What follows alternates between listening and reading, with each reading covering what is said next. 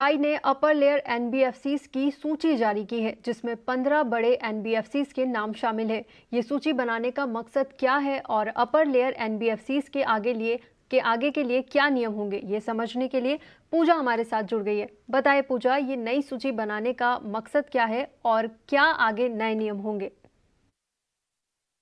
RBI ने upper layer NBFCs की list जारी कर दी है, जिसमें कि 15 एनबीएफसीज इस लिस्ट में शामिल हुए हैं। अब इसमें टॉप पर है एलआईसी हाउसिंग फाइनेंस, उसके बाद बजाज फाइनेंस का नाम है, Shriram finance, L N T finance, Cholamandalam investment, इसके अलावा पीएनबी हाउसिंग, मुथूट फाइनेंस। जो भी बड़े नाम आपके दिमाग में आ रहे हैं वो सब इस सूची में शामिल हो चुके हैं और कुछ अनलिस्टेड प्लेयर्स का नाम भी यहाँ पर शामिल है, जैसे कि टाटा सन्स का नाम शामिल है, टाटा कैपिटल का नाम यहाँ पर शामिल है, एचडीबी फाइनेंशियल सर्विसेज का भी नाम यहाँ पर शामिल है। आरबीआई ने अक्टूबर 2022 में कंपनियों के साइज के हिसाब से रेगुलेशन बनाए थे।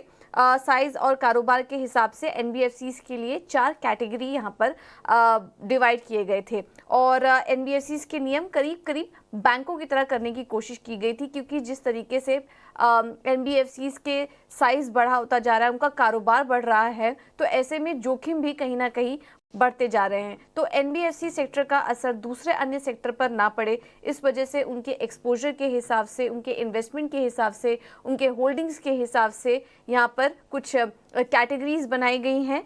जो बेस लेयर है उसमें 1000 से कम एसेट साइज वाली कंपनियां हैं। मिडिल लेयर की बात करेंगे तो जिनका एसेट साइज 1000 से ज़्यादा है वो इस श्रेणी में शामिल है।